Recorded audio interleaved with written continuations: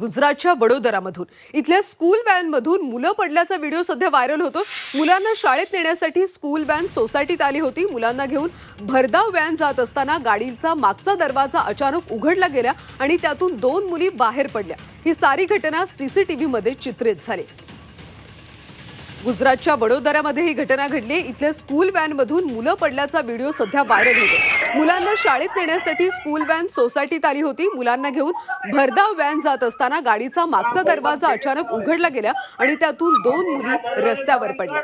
ही सगळी घटना सीसीटीव्ही मध्ये चित्रित झाली।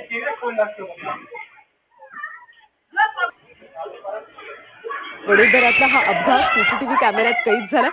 व्हॅनचा अचानक मागचा दरवाजा उघडला आणि यातून 2 मुली बाहेर पडल्या। दरम्यान कुणालाही गंभीर दुखापत झालेली नाही।